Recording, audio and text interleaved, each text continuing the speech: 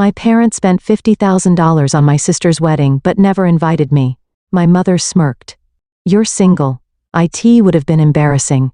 The next day, my sister showed me a photo. Best day ever, you'll never have one. I silently placed a photo on the table. Her smile froze. As the evening twilight embraced the Metropolitan Museum of Art in New York City during its gala weekend, Elizabeth Collins gazed around the venue with a satisfied sigh. Her curated exhibition, A Dialogue Between Ancient and Modern, had finally opened, and prominent figures from the art world were approaching her one after another with words of congratulation. Elizabeth had steadily built her career as a museum curator over the past decade. Dressed in a black silk gown, her composed demeanor commanded respect from those around her. Her colleague Jennifer approached her with a champagne glass in hand. Liz, this is a marvelous success. This exhibition will be the highlight of the year, she said with a smile. Thank you, Liz smiled back. This project has finally come to fruition after 3 years of planning. Jennifer hesitated slightly before asking, by the way, when is your sister's wedding? Liz's expression clouded momentarily. Next month, she answered briefly before quickly changing the subject. She was lying. The truth was, she didn't know the details herself. The relationship between the Collins sisters, Liz and Rebecca, was complicated. Becky was a successful real estate agent specializing in prime Manhattan properties. With her flashy personality and sociable nature, Becky always loved being the center of attention. Meanwhile, Liz was introverted, valuing deep conversations and art over showiness. Their parents, Martha and Harold, were enjoying a comfortable retirement in an elegant neighborhood in Connecticut. Harold had found success in investment banking, while Martha was prominent in society circles, deeply involved in local charity work. Anyone looking at their family photos would see the image of a perfect family. However, beneath those smiles worked an invisible dynamic. From childhood, the parents had treated Becky as special. Her vivacity, sociability, and occasional vulnerability triggered their protective instincts. Meanwhile, Liz was labeled the irresponsible one, the independent child, and rarely received the same expressions of affection. Liz is smart, she'll be fine, Martha would often say. But Becky needs our help. Those words never changed. Not when Liz was honored as a high school valedictorian, not when her graduate research received international recognition, not when she was first promoted to curator. Her success was expected. Becky's smallest progress was to be celebrated extravagantly. Liz also didn't have much expected of her romantic life. She had focused on studies during her school years and prioritized her career during her formative professional period. She had dated several men before her early 30s, but never met anyone who truly understood her inner self. While her parents pretended to worry about her single status, they seemed to have resigned themselves to the idea that marriage wasn't for Liz. On the other hand, Becky's romantic history was always the family's focus. With each breakup, her parents spared no comforting words or financial assistance. Then 7 months ago, Becky had announced her engagement with much fanfare. Her fiancé was Jason Foster, an investment banker described as sociable, charming, and from a wonderful family. When Liz first met Jason at the engagement party, she felt an odd sense of discomfort. His smile, his way of speaking, and especially the way he looked at her, gave her the impression of calculation. He seems familiar somehow, Liz thought, but couldn't connect the sensation to a specific memory. If my sister is happy, that's all that matters, she told herself, suppressing her uneasiness about Jason. However, that slight discomfort would eventually lead to a discovery that would fundamentally overturn her life and family relationships. As the gala drew to a close, Liz checked her smartphone. There were no messages from her parents or Becky, no words congratulating her exhibition success, just silence. This wasn't unusual for Liz, but tonight was supposed to be special. She finished her remaining champagne and prepared to return to her everyday routine. One Thursday evening, a week after the exhibition's successful opening, Liz finally settled comfortably on her sofa with a glass of red wine beside her. She casually opened Instagram, which she hadn't checked for a long time, and began scrolling. Suddenly, her finger stopped. A photo posted by her friend Sophia with the hashtag #CollinsForsterWedding filled the screen. A church adorned with white flowers, a champagne tower, and Becky and Jason standing in the center. Becky was wrapped in a pristine white designer dress, radiating happiness. Liz checked the date in confusion. The photo had been posted last Saturday, the very day she had been busy with the museum's gala event. She quickly began checking other photos. The venue decorations, the lavish cake, people gathering on the dance floor. Her parents' smiling faces were there too. Martha in a designer dress, Harold standing proudly in a new tuxedo. Then, reality hit her hard. Her sister's wedding had taken place, and she hadn't been invited. This must be some mistake, Liz told herself. Perhaps she had lost the invitation, or maybe they didn't know her new address. But she had been living in the same apartment for 3 years. Her parents and sister knew her address perfectly well. With trembling hands, Liz dialed her mother's number. The call continued, but there was no answer. Her father's number yielded the same result. Finally, she tried Becky's number, but it immediately went to voicemail. Liz put down her smartphone and stared again at the Instagram photos. Everyone in the pictures looked like they were having a wonderful time. They showed no sign of missing her presence. Throughout the weekend, Liz repeatedly sent messages and made calls, but there was no response from her family. On Monday, she tried to focus on work, but her heartache only grew. By Wednesday afternoon, Liz had made a decision. She would visit her parents' home in Connecticut. She requested Friday off from her boss, and set out by car on Thursday evening. She arrived at her parents' house just after 7 p.m. The familiar white 3-story house looked unchanged from the outside. However, the moment she entered, Liz felt that something significant had changed. A large wedding photo hung in the entryway, Becky and Jason holding hands before the altar. And in the corner of the photo stood her parents, looking proud. Without her, Martha came out of the living room in surprise. "What brings you here? You should have called ahead." Liz took a deep breath, trying to maintain her composure. "It seems Becky's wedding took place. Why wasn't I informed?" Martha was momentarily speechless, then shrugged. "Oh, that was just a change of plans. We had to move it up suddenly because of Jason's schedule. We wanted to let you know. But weren't you busy as usual?" "That's a lie," Liz said, controlling her trembling hands. "You knew about my exhibition long in advance. But I wasn't even invited." "Why?" At this moment, Harold appeared from the living room. His face showed confusion. "Elizabeth, what brings you here so suddenly?" "Dad, why wasn't I invited to Becky's wedding?" Liz repeated her question, looking alternately at both parents. A heavy silence filled the room. Martha and Harold exchanged glances, communicating something to each other. Finally, Martha sighed. "I'll be honest. As a single woman, it didn't concern you, did it? We didn't invite you because it would have been embarrassing." Those words were like a knife in Liz's chest. Embarrassing? What would have been embarrassing? "It was Becky's special day," Martha said, not hiding her irritation. "Jason's family and friends were all wonderful people, all successful. Everyone was expected to come as couples. Having you sitting there alone, single and career-focused, would have made everyone uncomfortable." Liz was speechless. Was her career, her independence, and her very existence any embarrassment to her family? "Look, there's no need to worry about it," Martha continued. "It was the most important day of Becky's life. Everything had to be perfect."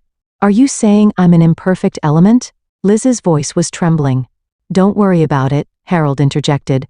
"A wedding is just a ceremony. You weren't invited, but what difference does it make? Your life hasn't changed. You still have your work and your life as always." Liz looked into her father's eyes. In the eyes of the father who once took pride in her and embraced her shoulders, she now could read nothing but indifference. "You're right," Liz said quietly. "My life indeed hasn't changed. But what has become clear is how you view me as family." Liz began walking toward the front door. Martha called after her, "Liz, don't be so sensitive. Becky has always needed special attention. You've always been strong and independent. I'm surprised you're upset over something so small." Liz stopped and turned around. "Something small?" Her voice was calm, but anger swirled beneath it.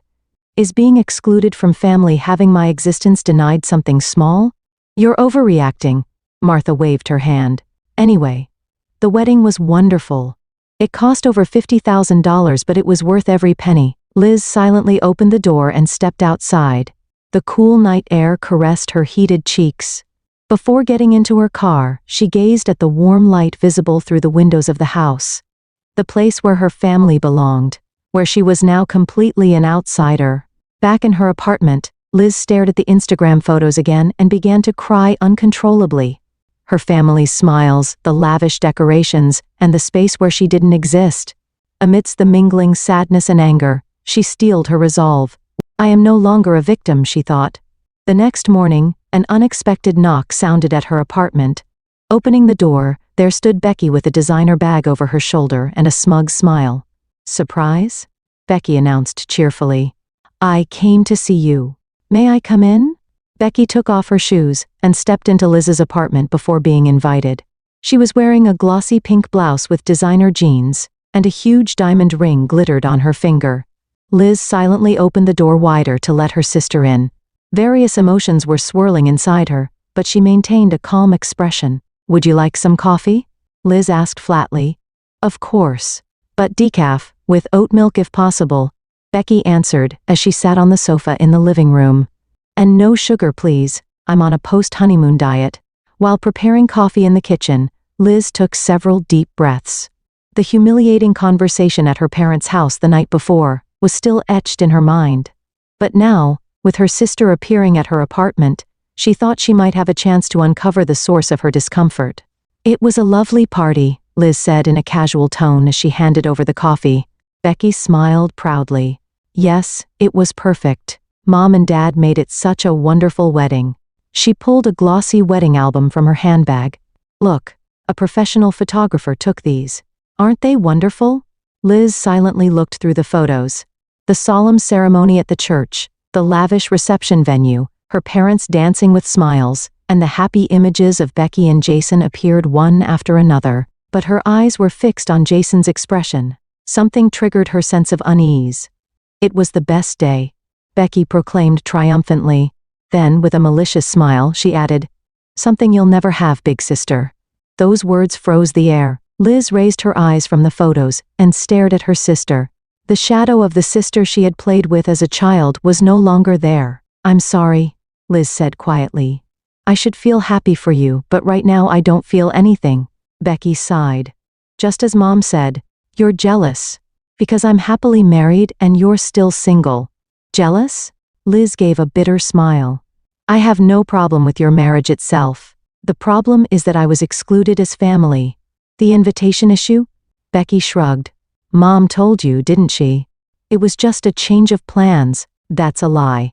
Liz's voice was cold. I saw the social media posts. The wedding must have been planned months in advance. Becky was momentarily at a loss for words, but quickly changed her attitude. Well, if that's the case, then yes. To be honest, Jason and I decided not to invite you. It was a day when all attention should be on us. If you were there, wouldn't the atmosphere have changed? Liz swallowed her words. Instead, she decided to approach from a different angle. Tell me more about Jason. Is his family from New York? Yes, well, Becky answered somewhat vaguely. He does important work at an investment bank. He travels occasionally. Liz checked Jason's face in the photo again. At that moment, a flash of insight struck her. She remembered him attending a museum event several years ago. But his name seemed different then. His work takes him away often? Liz asked. Yes. He's away on business trips, 2 or 3 days a week. But that's the secret to success, Becky said proudly. Last week, he was in New Jersey. Liz kept this information in mind. She had a friend, Marcus, who worked as a private investigator. He had helped her investigate the authenticity of artworks on occasion. Becky stood up and put her bag over her shoulder. I've got to go now. I have a spa appointment. But I ordered copies of the album, and I'll give you one when they're ready. As a memento of our wonderful day, she left with a smug smile. The moment the door closed, Liz's expression changed. She picked up her smartphone and contacted Marcus. The next day, Liz met with Marcus in her office at the museum. I'd like you to investigate an old friend, she explained. Marcus raised an eyebrow. That's unusual. You normally ask me to investigate artworks. This is a personal matter, Liz said, with a serious expression. I have an intuition that something is wrong.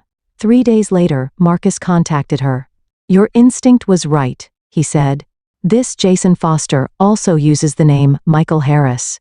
And he doesn't work at Goldman Sachs. He's an independent investment advisor operating under multiple names. Liz suddenly felt her stomach sink. What else did you find out? He regularly visits a town called Montclair in New Jersey. I'm still investigating what's there. Liz thanked Marcus and asked him to continue his investigation. Over the weekend, she decided to go to Montclair herself. Montclair was a quiet suburban town with many trees. Following the address she had received from Marcus, Liz parked in front of a small colonial-style house. A tricycle and a child's bicycle were placed in front of the house. Liz's heart pounded rapidly. She waited in the car for a while, watching to see what would happen. Around 2 p.m., the door opened, and a small boy and a young woman emerged. The woman was beautiful, with her golden hair tied up. She held the boy's hand and started walking toward the park.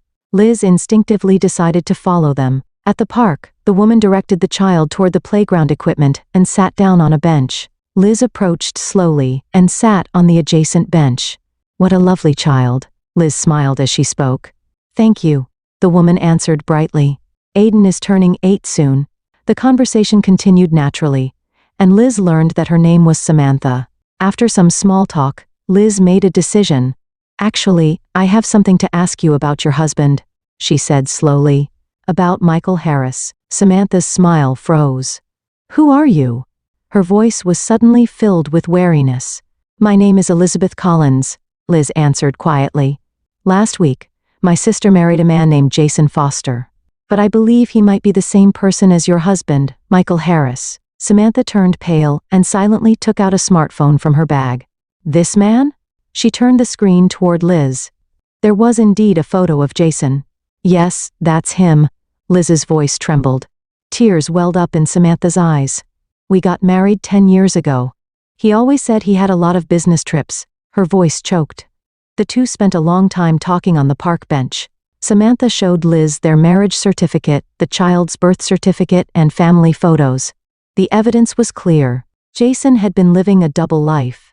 He always said he spent half the week at his New York office, Samantha said tearfully. Sometimes he said he had overseas trips as well. They exchanged contact information and promised to share information in the future. Liz received a copy of a family photo from Samantha. It was a picture from Aiden's birthday party, showing Jason embracing his wife and child. This photo was taken just last month, Samantha said. He didn't tell us about his marriage to Becky. He must have planned to continue his double life. During the drive back to New York, Liz's heart was filled with complex emotions. Anger, sadness, and concern for her sister. She knew she had to tell Becky and her parents the truth.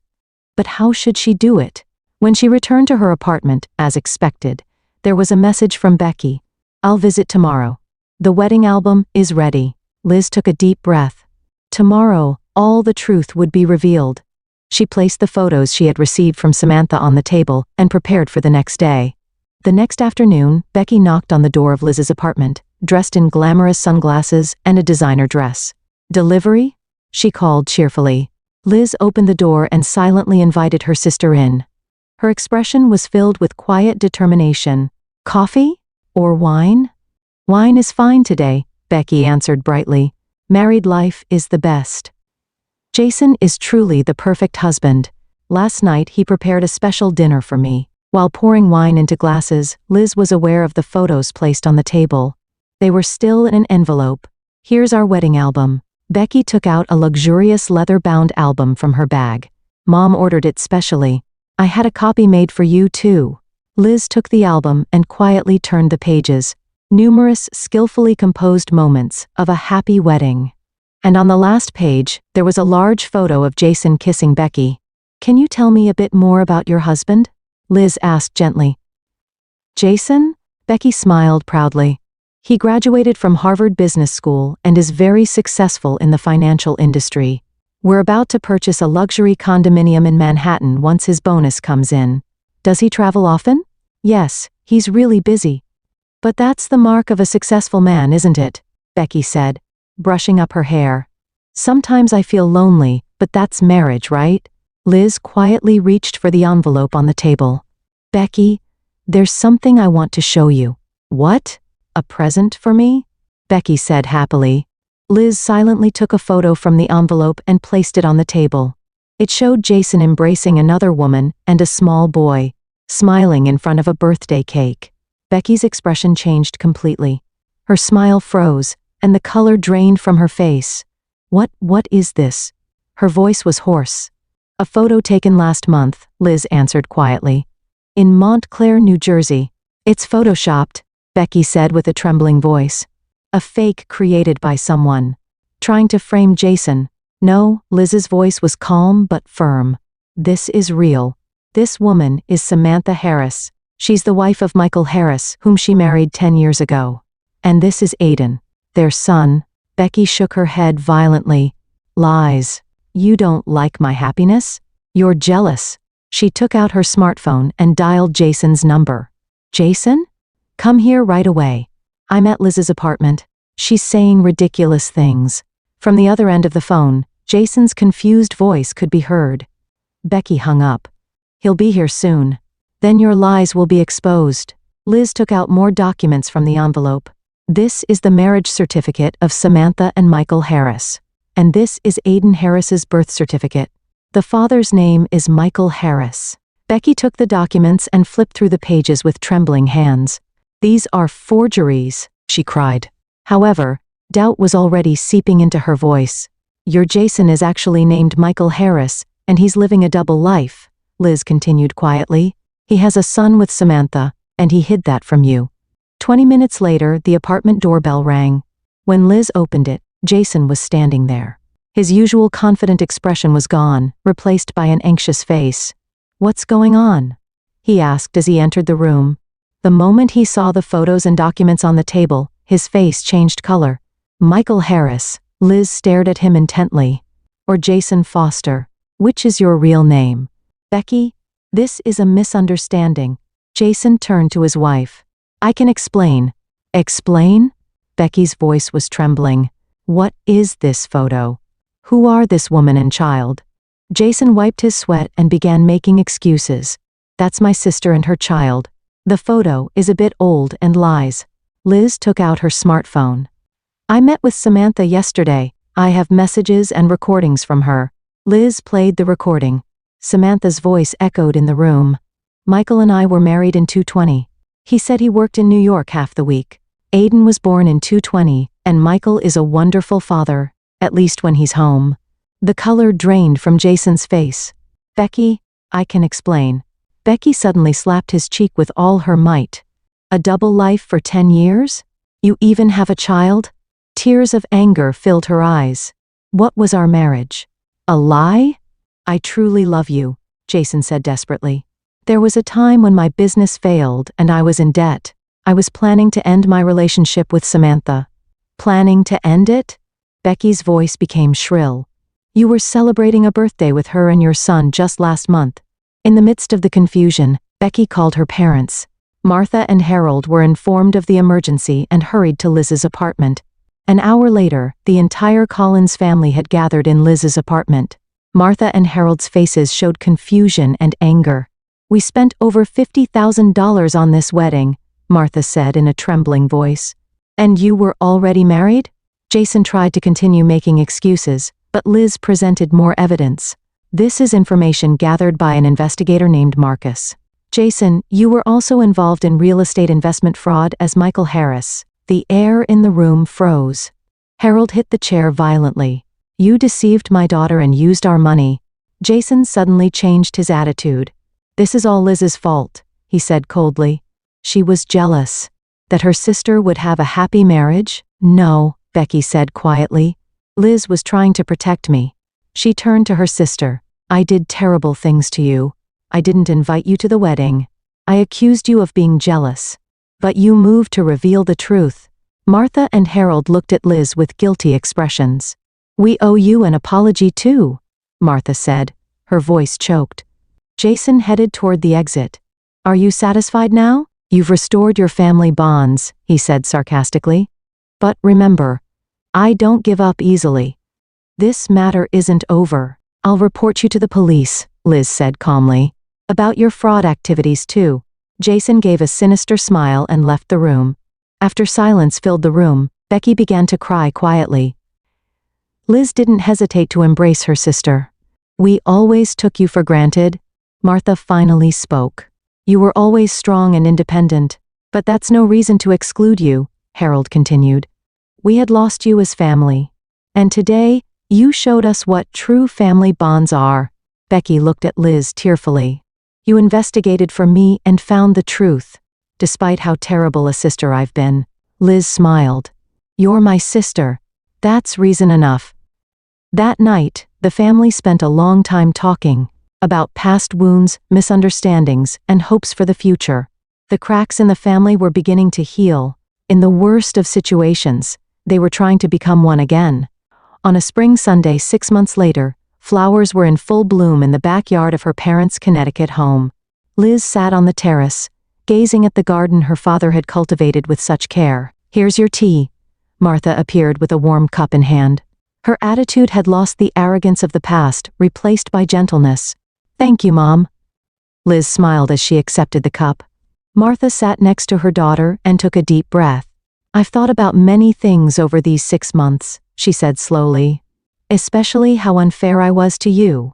Liz took her mother's hand. We all make mistakes. You've always met our expectations, Martha continued.